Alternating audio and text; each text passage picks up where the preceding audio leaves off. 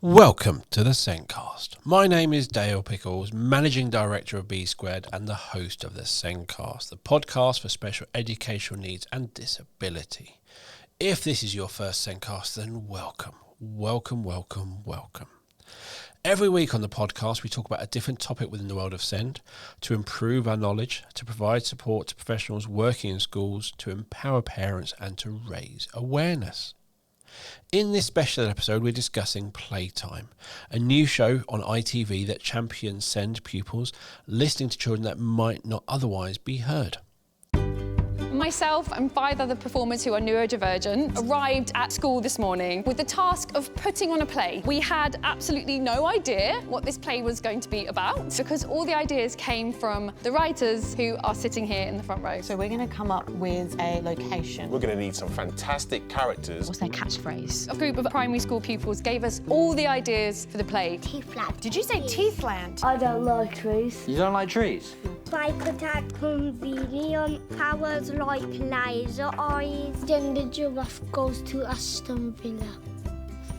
Then it was our job to put all those ideas together. Do you want to do a quick rehearsal in 5 minutes? Yeah, I'll just write the story. We have had not a lot of time. 5 minutes to go. 5 minutes. Wow. I have ADHD. Why would you put me in front of so many things and give me a time limit? Please put your hands together for the world premiere of...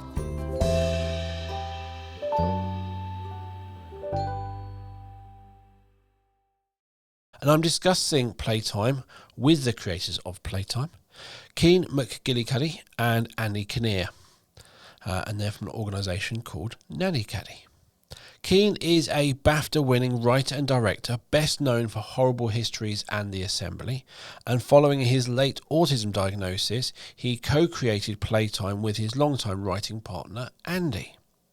Now, Andy is a comedy editor and writer whose credits include Facejacker, Darren Brown, Cuckoo, and Here We Go. Now, B Squared is the company behind this podcast, and we've been helping schools since 1997. We break down curriculums into smaller steps so we can show those small steps of progress that are often missed. Connecting Steps is our assessment software that schools use to celebrate progress for a wide range of students, from the most complex to young people working towards employment and independence. EverSense is our evidence for learning platform and parental communication system that's been helping bridge the gap between parents and schools, and another way to celebrate those achievements and to share them. We also have our Céincast sessions, our online CPD around SEND for schools and other settings. Visit the B Square website or click on the meeting link in the show notes to book a meeting with me to take you through our products and how they can help you. Now, let's get on with this podcast.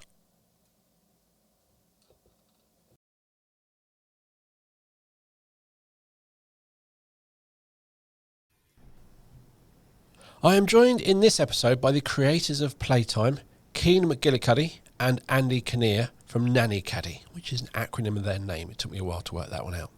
Céin McGillicuddy is a BAFTA-winning comedy writer and director, best known for his work on Horrible Histories and the innovative ITV series The Assembly.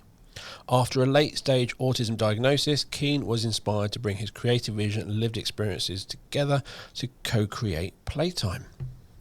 Andy Kinnear is a comedy editor and writer whose credits include Facejacker, Darren Brown, Harry and Paul, and Here We Go. He is also Céin's longtime writing partner, and together they've created Playtime, a funny and heartwarming show celebrating neurodiverse adults and children. Welcome to the show, Céin and Andy. Hello. Hello.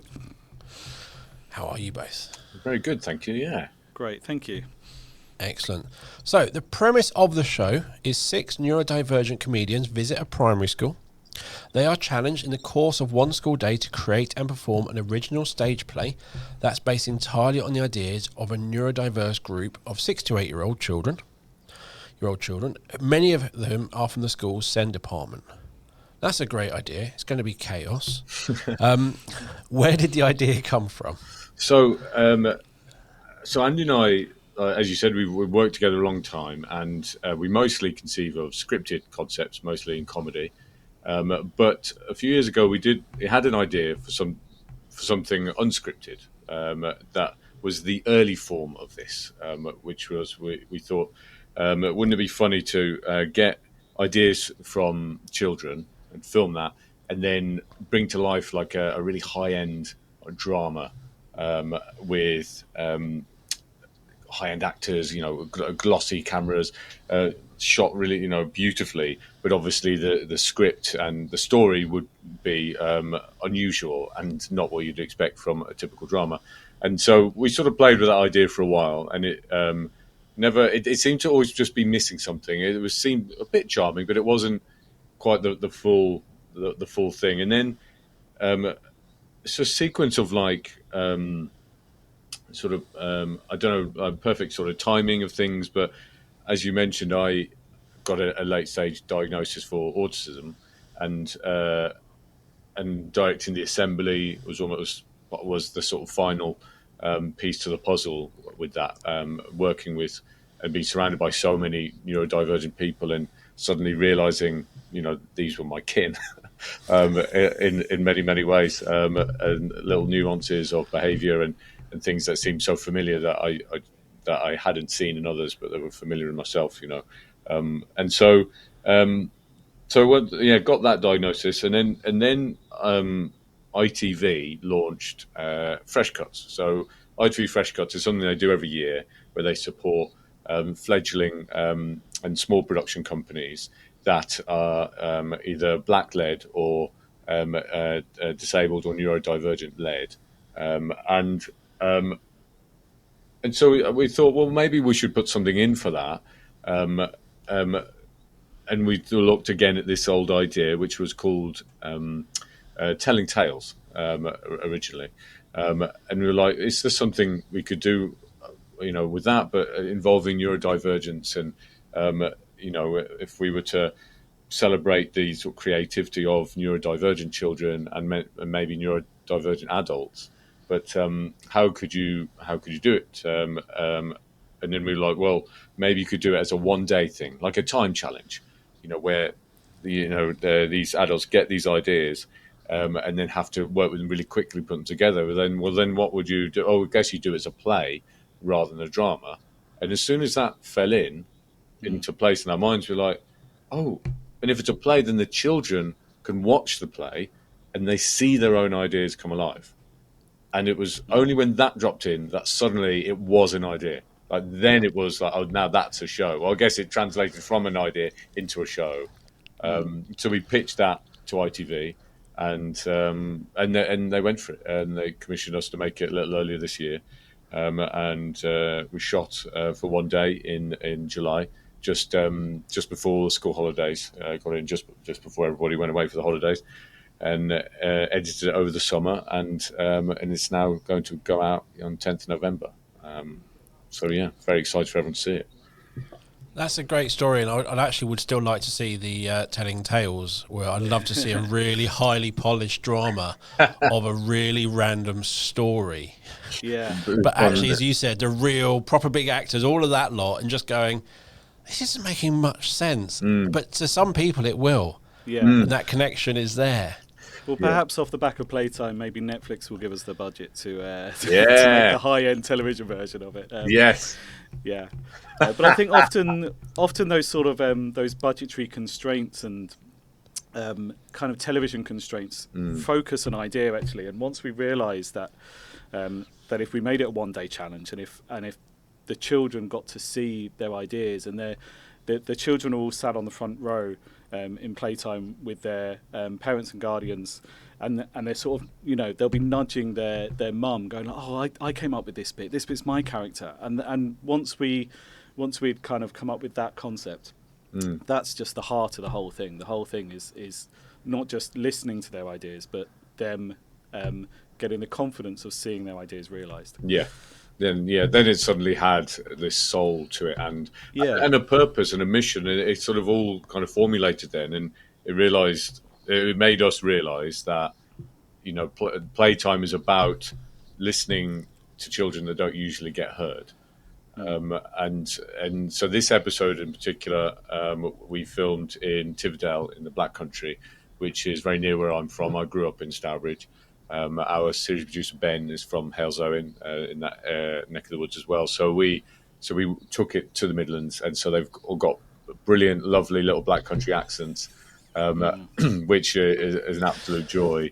But the ambition, if we were to make a series, would be to tour this around the UK, where you're getting to hear lovely little local accents from all over the country, and just give an opportunity for like children to be heard, from no matter what their background, neurodivergent or not, because the whole concept is it's a neurodiverse group, because we don't want any child to be ineligible to be part of this experience. So no child is ever ineligible for any reason, and they can all join in, and so they have that chance to be heard, and a chance to, as Andy says, sort of be inspired by seeing people that are like them, just older, and also talented, funny, good actors or musicians or puppeteers, or like all these really skilled, talented people, and to see them and go, oh, actually, maybe I could do that,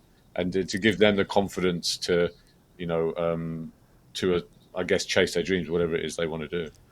There's the thing, 'cause we all know, we know from our own childhood, your parents turning up to a performance, or you see those YouTube videos of somebody a kid looking really sad, and suddenly seeing their parents and beaming with smile, and you know that parental involvement, that parents showing up and seeing them is amazing. But not everyone gets that chance. Not everyone can go on stage, or not everyone feels confident enough to be on that stage or do that stuff. But even though you might not feel confident of your idea, you can't do, but to have that idea that you've had, that creativity you've had, put on stage in front of you, and your parents watching you going, that was my idea, I did that. Yeah, that's when you know it's that parent showing up. It's, as you said, every child gets that opportunity, every child gets heard. We toyed with the idea of the children performing in the play as well. And then I think we sort of went away from it because we didn't want the children to feel the pressure of having to perform. And some of them I think would have really thrived on it, and some of them probably wouldn't have enjoyed it as much. And I think it was nice that they got to do their interviews and then sit back and see what our brilliant cast had made with their ideas, rather than feeling like they had to, perform it in front of their peers as well. And that's the thing is you have an idea for a show, then you have to go pitch it to ITV and go, we've got this idea, it's great, and they look at you and go, no, it's not, or it is great. But having the idea is one thing, then doing it is another thing. And I think when your idea's been kind of ratified and you go, that's great, and then it's up on stage, there's your idea, and everyone thought it was brilliant, you're now going, cool, so I can do this stuff, I am valuable, people listen to me, people like my ideas. I'm now going to be more vocal, I'm going to share I'm going to be more confident because I know. Yes, that's a real boost. Yeah, it's so vital, because like we're in live in a time where art is all quite heavily sort of commercialized in the sense of it's all considered like good or bad art. People talk in those terms, like, is that a good or a bad film? Is that a good or a bad TV program? Is that a good song or a bad song? And it shouldn't be about that. Certainly when you are young and you're learning, and you need art to learn self-expression and to just develop in your personality and to find what you love in life and your skills. And even if you don't go on to be an artist, it's so important to do. And so it's really important to get away from good ideas and bad ideas. Like, they're just ideas. And, I'm a big believer in it's only a bad idea if you're not being creative enough to work out what to do with it, because there's always something you can do, there's always an interpretation. And that was why we had such confidence going into this, because the cast are so superb that we work with.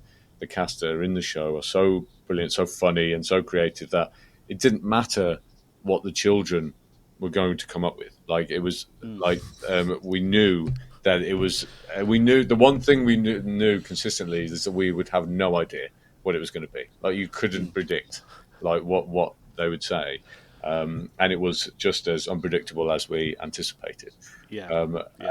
and the cast did brilliantly with it. And the children's ideas were great. What the cast did were great. It's really exciting. But I think just to expand on what Céin was saying about no idea is. It's just about having ideas, not about good ideas or bad ideas. And I think the lesson that the children hopefully would have learned from the experience on the day is that all of their ideas got used. So everything, if they had to come up with a character, whatever came out of their mouth, that was the character for the play. So our cast didn't filter. They didn't, they didn't steer it. They didn't go, oh, that's an interesting character, but what if it was more like this? Whatever the kids came up with is what the cast had to go with. That was part of the challenge. And so I think it teaches them that there is no bad idea. There's just ideas, and actually any idea can be turned into a good idea. And I think leading with an idea is a really good idea for a show, because again, you can go back to Netflix and stuff, and generally they go, right, who's big at the moment? Well, let's get them in a TV show. What TV show? Doesn't really matter. Just stick them in a TV show. It's going to be good. And then it's not. Yeah. And then you'll watch some show which someone recommends. It's not a big thing. There's no one really knowing it, or it's a small, and it absolutely blows you away because somebody had a great idea and they delivered the idea. They didn't put big names in it to sell. It's the idea, and then that grows. And I think with that I think we're lacking that in some ways. It's literally we're going after the commercialization, big actors and things like that, and actually coming back to everyone has an idea, anyone can do anything. And I will say that AI can, for those who cannot, AI, where you've got an idea but you can't turn it into something, things like AI can help you kind of share that. But it's having those ideas and running with it. There's only so many stories in the world, but how do you twist it? And actually, that idea that child or that person comes up with will be amazing. Yeah. Yes. Yeah. So the format of the show, I suppose you should probably explain how the let's start episode that. works. So, so our cast of 6 neurodivergent comedians arrive at the school, and then they essentially interview the children in pairs, and then there's one interview which is one-on-one, and they're gathering information on the children's ideas of characters, locations, all sorts really, costumes. They come up with a song, catchphrases,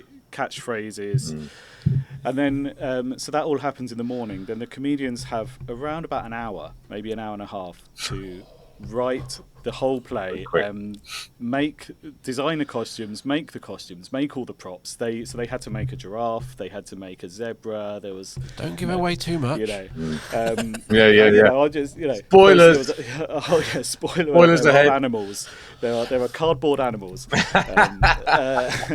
and so then when the bell rings at 3:30, all the children come into their assembly hall, where there's a stage, and our children that have been interviewed are sat on the front row with their parents and guardians, as I mentioned before, and then the curtain opens and they've just got to go for it. So our cast have had very little time to prepare, and actually one of the things that impressed me the most on the day was how the play actually makes sense. Really it's does. Quite good. Yeah. I really didn't expect it to be as good as it is, but I think that's largely down to our fantastic cast of comedians. Yeah.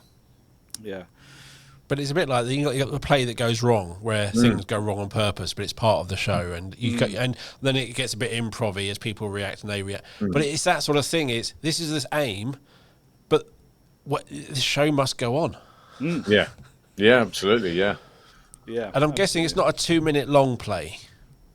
Oh no, no, it's not. No.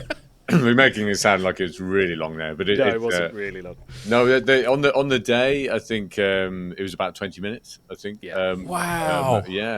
So they really, and it's as Andy says, it was really it really held up. It's like, this all makes sense as a story, and they just compiled all of these sort of disparate elements.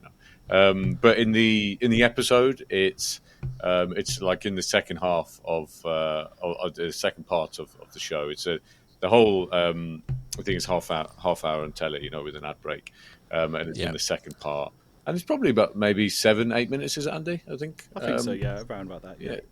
And but no scenes have been cut or anything. Again, like they pieced it all together so well, the cast, that it was also consistent. That we found, like, yeah, you want all these scenes because they're all relevant. They all push the story on. Structurally, it works really well. Because I can imagine when people go do improv comedy and they go, give me something to use, give me a job, give me this, and they kind of do a 2-minute story just mentioning those things. But to get that information from the child and turn it into a 20-minute play means there's a lot of meat on those bones. Yes, It's the ideas have been filled out, and actually this has to go somewhere. You can't just go, oh, I went and did this with my potato masher, and then move on. Yes, yeah. Quick, can you get the notepad? Potato masher. Yeah, potato masher. Write that down. Potato masher. Going back earlier, you mentioned The Assembly, which is a great show. Confused me, and I was watching it, and I was going, "Where's the Martin Sheen show? It's on the BBC. Why is that on BBC?" Google. Oh, okay. But again, it's what I loved about The Assembly is the variety of the questions, the absolute variety of what came up, what they wanted, and when you had one person doing Macbeth with David Tennant, somebody asking someone else if they like Chinese takeaway, another one going, "Can I fight you?" And then but also some really in-depth, insightful questions. And it's that, I would say with the neurodivergent brain, you do not know what's going to come out. There's no filter of should I or shouldn't I ask this. It's going to come out. And I think the same with these ideas. You're going to get the most creative ideas because no one said to them, "Oh, you can't do that. That won't work." Yeah, absolutely. Yeah. Go with it. And I think it was partly that unpredictable nature of The Assembly that again gave us the confidence, that whatever happens with this will be what it's meant to be and will be beautiful. And you sort of write. I see it a little bit like surfing, in that you can learn the skills to surf as best you can, but ultimately the wave is the wave, and you can't control the wave. You can only manage yourself on it, and that's sort of what this kind of television is like, really. You learn all the skills and how to handle it, but then whatever comes is what comes. On The Assembly. There's the producers talk to the journalists, beforehand about what questions they're considering asking and that sort of thing, and a lot of those questions will get asked. They all come from the journalists. It's all their ideas, and they're just sort of sometimes helped with their wording, sometimes if they need it. But then get on the floor, and oftentimes they just stand up and ask something completely new, and no one knows anything about it. No one knows it's coming. And some of those, quite a lot of them, are the ones that end up in the final cut because they just knock you for six. You're like, what? Like where? And we're at the monitors, and their headphones on, going, looking at the producer, going, where did? What? And then obviously quickly trying to manage your coverage to whatever happens, because it could be a bold question, or it could be suddenly them asking if they want to get up and have a dance with them or something, and you've got to quickly try and cover that, with your cameras, and that's just so exciting, and it's great because it's real, it's visceral, it's and you feel that watching it, that this isn't scripted, this isn't planned, it's raw and it's real, and that is that lovely human connection that you want, and so with Playtime, it was like we've realised there was a lovely synergy with what we were planning for this in that way, which is embrace the raw, embrace the real, embrace the unpredictable, and just run with it, and I've been doing our jobs for a long time. We know what we're doing, and we thought, actually we can do this. Like we can just get great comedians who can do it on camera as well, and it worked. It all came together. That's not to say that I wasn't nervous. I remember the night before in the hotel, thinking, what if the children don't? What if they completely freeze up, or what if they don't have any ideas? What if because the whole concept depends on them coming up with ideas. But then you're within a minute of. I'm quite what? Sorry. You're quite youthful though, so I think had that happened, we could have probably put you on camera. And just said, "This is Andy. He's 8," and probably got away with it. So Yeah, that's true. That's true. I mean, I didn't hit puberty till I was about 30, so I probably could have got away with it. Yeah. But I think, part of what we did is we went to the school before the shoot day, and we met the children ourselves. and we did a sort of a practice run where we sort of chatted to them as a group to sort of see how comfortable they were getting, just talking about ideas and coming up with ideas. There was a brilliant one of the children. All he wanted to talk about was the life story of the footballer Mo Salah. And that was his entire concept. And every time we kind of came back to him, we'd be like, right, so tell us more about your character. And he's like, yeah, so my character, he's come from Egypt and he's just signed for Liverpool. We're like, okay, it's Mo Salah again, isn't it? It's Mo Salah, yeah. And they also they had a slight tendency to sort of, you had to recognise when they were drifting towards a film that they were thinking of, and sort of started just describing the plot of a Pixar movie, and you're like, oh, I'm not sure this is an original concept. Let's, is there any other ideas? Yes, there's a bit of that. But they were so charming. These children were so lovely. They charmed everybody, the whole crew on set all day. It was such a really happy, nice vibe of a shoot. It was, everyone knew that there was a feeling in the air that we were making something really special. Yeah, and I think what you were saying, Andy, about the nervousness about if the children seized up. I think that was all moderated really by like the whole approach we took, like in accessing like the school, and obviously met with the headmaster and all the senior staff there. Talked through exactly the intention of the show. They felt it was all positive and in the interests of the children. And then we met the children beforehand as well, and that was where we introduced them to the majority of the team, even people they wouldn't necessarily interact with on the day, so that we were all familiar to them and they knew our faces, and we chatted and broken the ice, and we played some games, story kind of creating games, similar to what we would be doing on the day, and just built a rapport with them. And then when it came to the day, the cast went and met them, so the comedians went and met them ahead, and they just had little sort of chats themselves, just very relaxed. And then we sat down, to film it. So by the time they're in there, they've met you all, they sort of know you all, and the whole team is all very just lovely and relaxed and peaceful anyway. And I don't think any of them really were nervous in the end.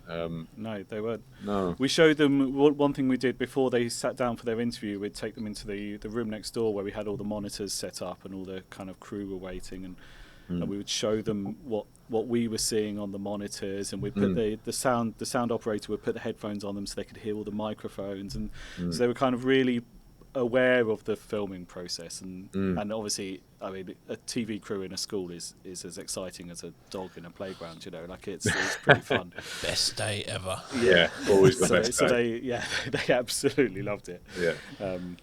But I think there is a thing about is kind of helping them get comfortable and understanding that. But there is how we listen. There is. You listen to people in different ways, and as you said, you'll be listening, and it is actually you're telling that story, but actually, and it's about building that relationship and understanding how people communicate. Some people are very much all my ideas, but there's that person at the back who's a bit quiet. It's like, cool, how do I engage you? How do I get your voice out? Do I put you on the spot, or is actually that the worst thing? And you just as you get to know them, you learn how to listen. And that's when once they know you're listening to them and you actually want to hear what they want to say. Yes. Then they're ready to share. That's so true. Yeah, and we've really felt that on the day, because obviously there was a mixture of those that are more confident and just immediately forthcoming, to some that took a little while, to warm up, and that's where the cast really came into their own as well. A lot of them got real strong experience like working with children. One of them was a former teacher before became a comedian. A lot of them do work in schools. One of them, Beck Hill, had a children's show on ITV previously, and so Einel Tomlinson, who I've worked with a lot. He's a Horrible History star, Horrible Science. I worked with him on a show called Pickle Storm, the BBC as well, so we've done like 3 shows together before. He's obviously like brilliant with children's television, knows how to make children laugh, and so they all just had this really great way with the children where they could sense that when someone was less forthcoming or maybe more it wasn't necessarily nerves, just kind of like they're just weighing everything up. Children weigh everything up, don't they? And didn't push, wasn't like, come on, give us an idea. It was just let them take their time, and eventually it did come through, and then you almost couldn't stop them. Then it was like they sprung a leak of ideas, and it's just like you can't plug the leak again, because they're just sort of like got so many thoughts, and that was lovely. Yeah. Again, going back to the assembly, you had Danny Dyer's episode. I saw a completely different side of Danny. I've known him in TV shows since Human Traffic many, many years ago, which is a great film, not child safe. But watching him answer those raw questions, he was out of his... I would say if he went along to a typical TV show and was going to be interviewed, none of those questions would have been asked, and he could have given nice surface level answers. Another day in the office, you can ask me about this, you can ask me about that. Now he got real questions, had to give real answers. And again, I think with the comedians, you're not going to get, it's a boy meets girl, he drives this car, she does. It's not going to be that standard story. No. It's going to be a random story which will take you out your comfort zone. I bet if you turned up to EastEnders or somewhere, you know what's going to happen. I'm an extra in EastEnders. This is going to be happening. This is going to... With this, it sounds like you literally, it's not going to be anything in the normal zone. It's going to be wherever it's going to be. Yeah. And we're just going to run with it. Yeah. I don't think it's a major spoiler to say that this is as far removed from EastEnders as you can get. Yes. Well said. When Danny came on the assembly, so when he got booked, and producer told me they booked Danny Dyer, I immediately said that is the perfect guest for the show. Like I'd worked with him once before. I directed the alternative Christmas message that they do on Channel 4. I directed the year that he did it. I think it was the year that it was found out that he had royal ancestry. I don't know if you remember that. Via Who Do You Think You Are? I think the documentary series. And so Channel 4 thought, that's fun. Let's get Danny Dyer as an official sort of royalty to do it. And so I worked with him on that, and it was such a lovely experience because he, I saw something in him which is only really in a broader sense and a broader audience. I was just discovering about him now, which is that he's an incredibly soulful man, really, and he's actually very sincere. I think people thought there was this facade that he's playing, like he's like playing this, East London wide boy kind of thing. But he's not that. That is who he is. That is how he speaks. That is just real, and it's just taken a long time for people to accept it. I think I don't know why, and he has fought a lot of adversity because people who sound like him and act like him aren't necessarily always welcomed, open armed in the media, in television and film. Which can be snooty, and so he managed to fight all of that and really achieve great success. And so when they said he was coming on, I was like, it's absolutely perfect. And then I was worried, are my expectations too high? Like now I've really oversold it. But honestly, when he arrived and the way the day went, I was like, no, that's exactly what I expected, which was it would just be joyous. And he was such a great guest, and the cast worked so well with him. It was really lovely. But it's just, I would say, neurodivergent ideas is that unfilteredness can be absolute carnage because there's lots of ideas going on, but actually you can just build on those ideas. And I generally think that for me, in school, being neurodivergent, worst thing ever.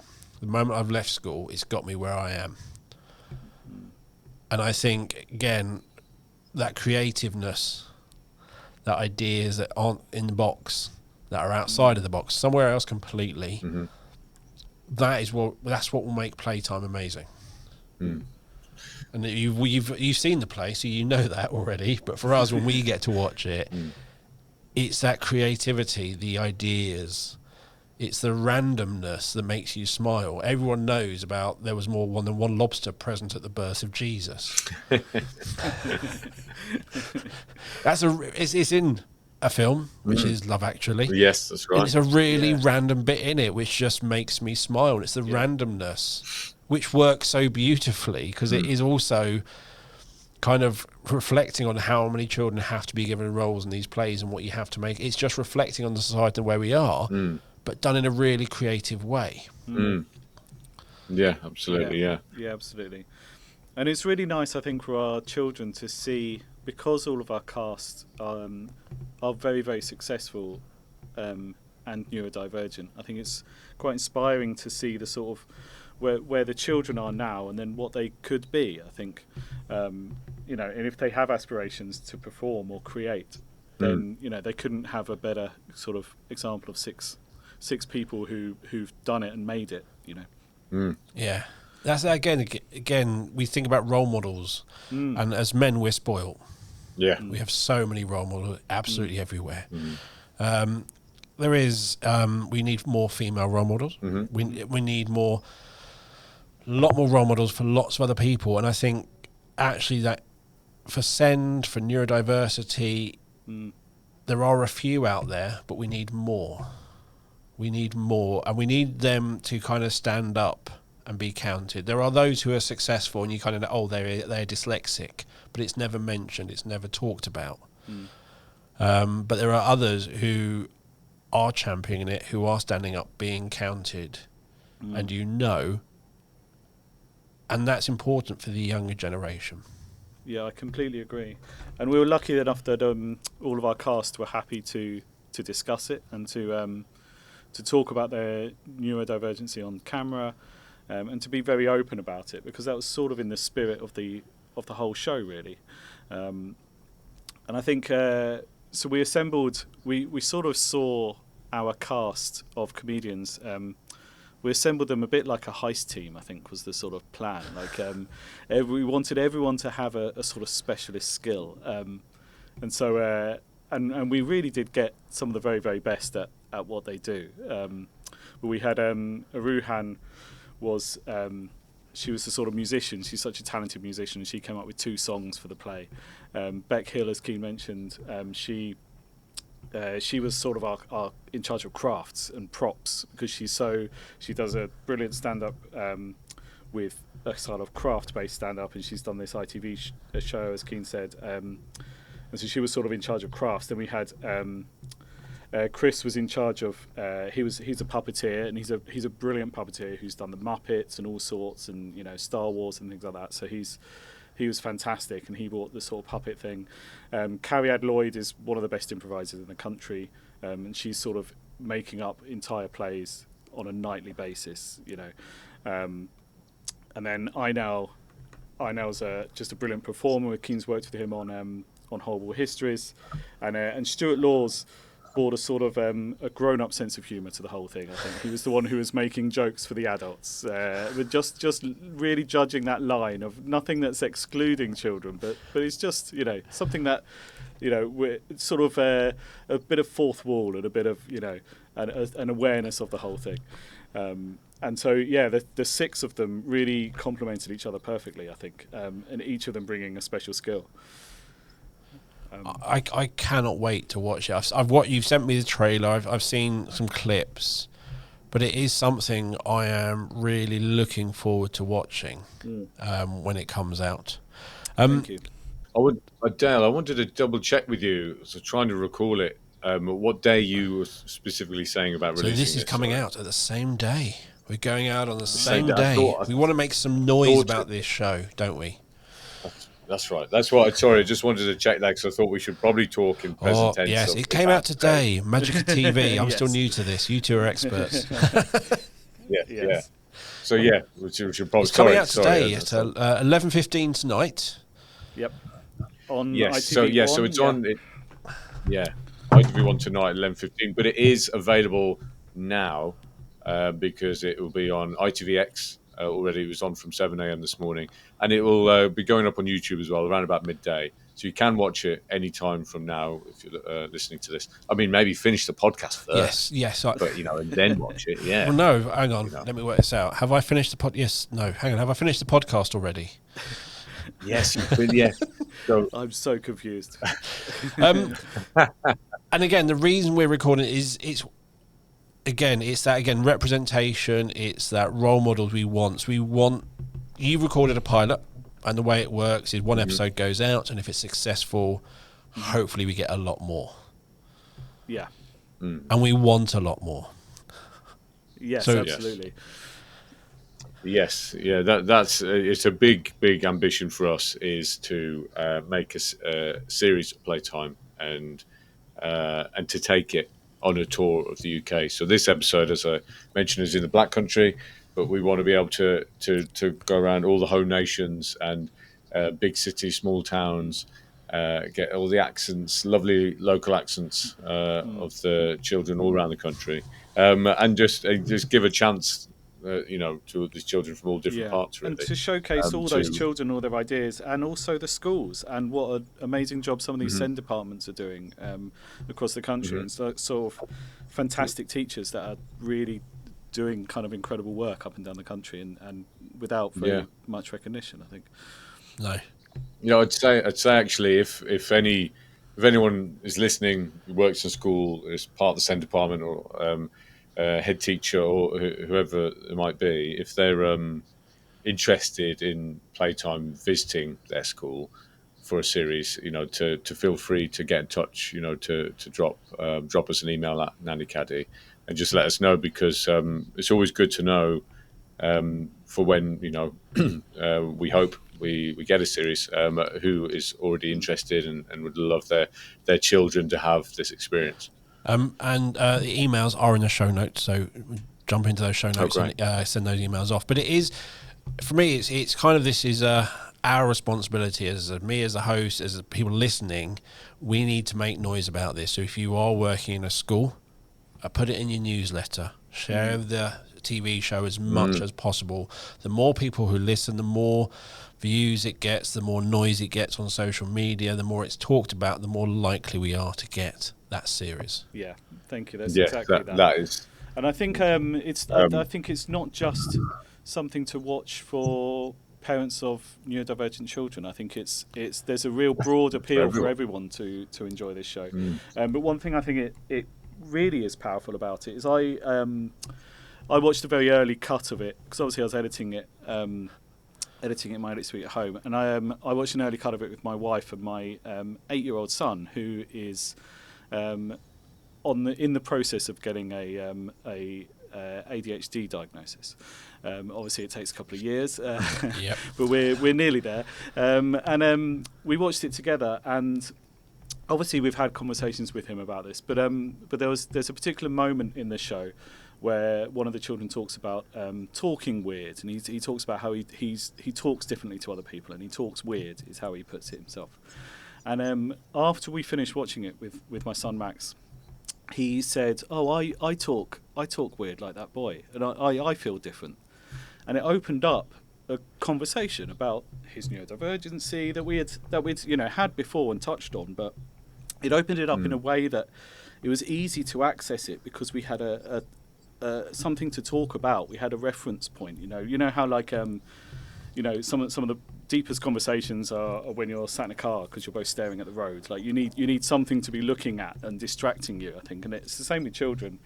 And having that thing to talk about, it was a bouncing off point for a conversation about neurodiversity that I think could be really helpful, and it'd be lovely if similar conversations happened up and down the country after watching this show.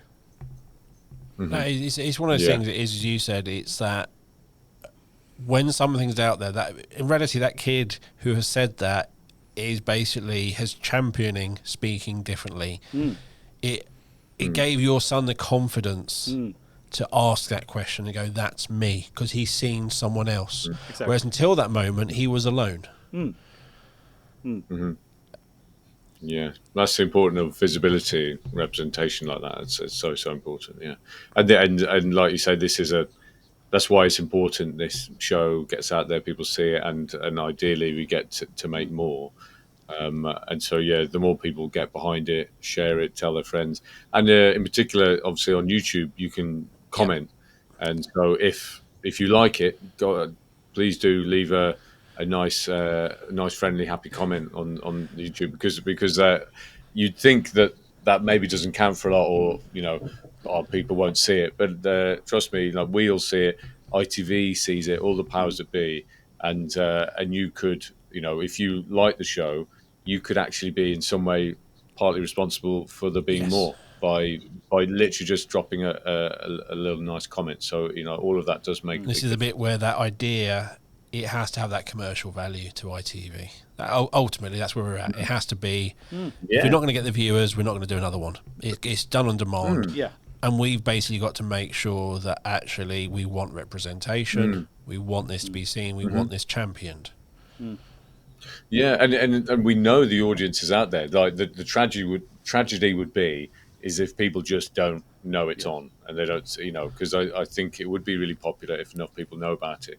So, you know, that's why we're out here trying to just make sure that people know, because I do think if people just know, then it could be huge, because I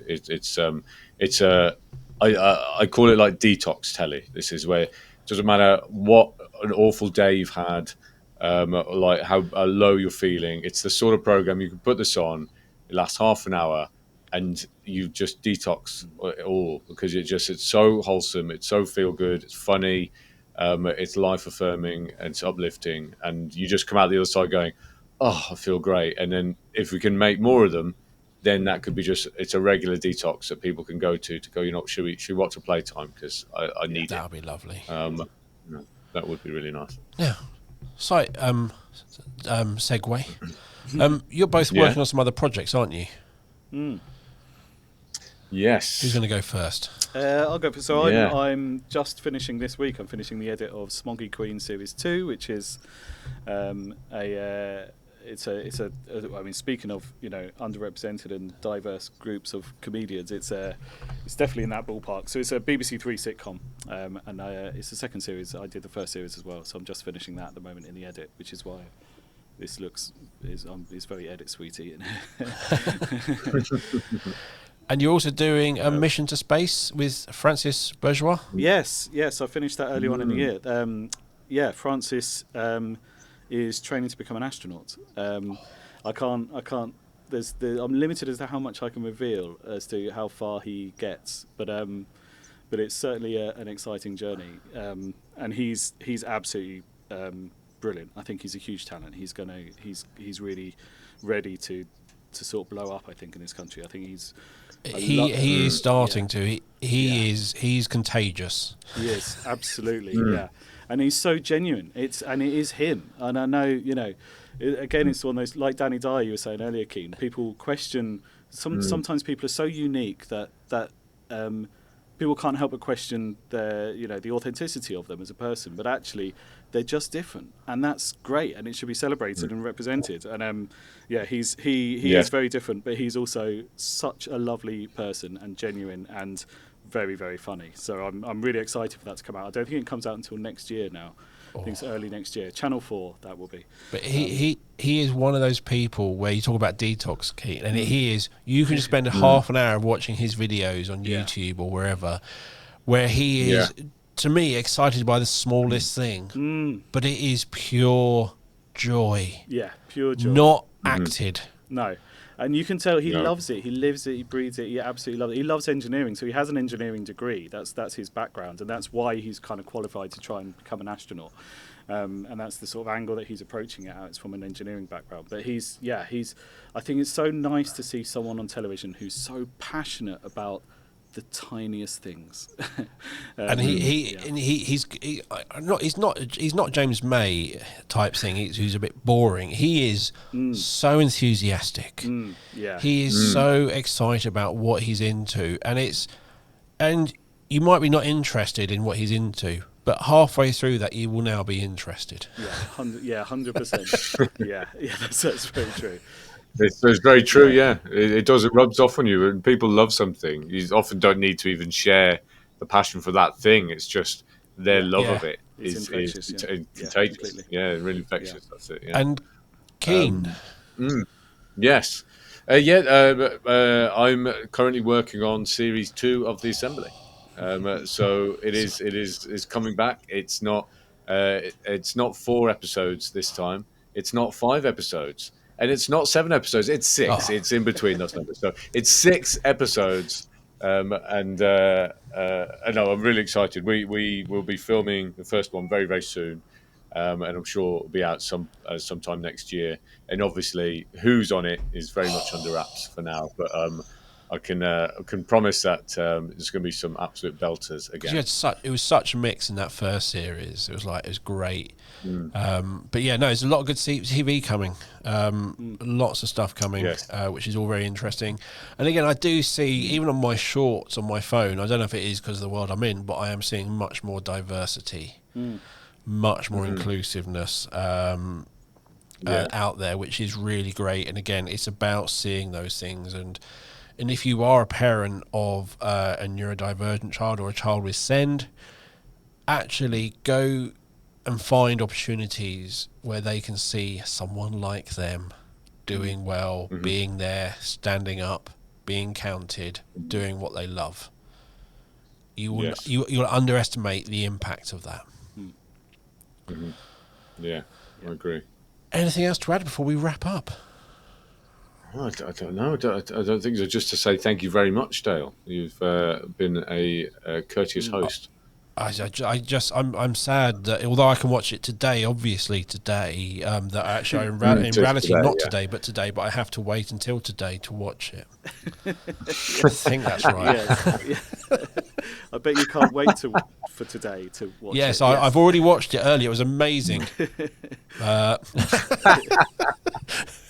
It's so much fun when you watch someone who's obviously trying to do that line on TV. Yeah. And you know when it's not right. You know they haven't watched it yet. Yeah. Yes, full complacency. This is pre-recorded. But for you listeners, it is out now. Out now. And if you have no idea what we're on about, we're going to get... When this is already out, when you're listening to this, links to this on ITVX and YouTube will be in the show notes. So you can literally stop listening at the end and go and watch it and enjoy and comment and share on social media in as many places as you can. Yes, please. Thank you. Yes, lovely. Yeah. Absolutely enjoyed meeting both of you. You've both been involved with many shows that I've loved over the years. So, yeah, lots of great TV from between the two of you. So thanks for just being involved in that. And as always, you'll find Andy and Céin's contact details in our show notes. If you are interested in Playtime visiting your school in a future episode, if it happens, which I really hope it does, and I think it will, then please get in contact with them and say, please come to my school and why they should, all that sort of stuff. And as always, you'll find the show notes wherever you listen to the podcast or on the Céincast website. And if you want to get in touch, let us know your thoughts, suggest topics or anything else, please send an email to hello@thecéincast.com. And at B Squared, we've been helping schools for almost 30 years, and we break down curriculums into smaller steps to show those small steps of progress that are often missed. And Connecting Steps is our assessment software that schools use to celebrate the progress for a wide range of students, from the most complex to young people working towards employment and independence. Eversense is our evidence for learning and parental communication platform, helping to bridge the gap between parents and school and help celebrate those achievements. And we also have our Céincast sessions, which is our CPD around SEND for schools and other settings. Visit the B Square website or click on the meeting link in the show notes to book a meeting with me to take you through our products and how they can help you. Now, thank you for listening. We will be back with another episode of the Céincast very soon, but for now, it's goodbye from me. And it's goodbye from him? No, from me. From me, and it's goodbye from me, Andy. Thank you for listening. And it's goodbye from Stay and in the past when we recorded it. I'll end it there. Yeah. Bye, everyone. Goodbye. Thank you. Thanks, guys.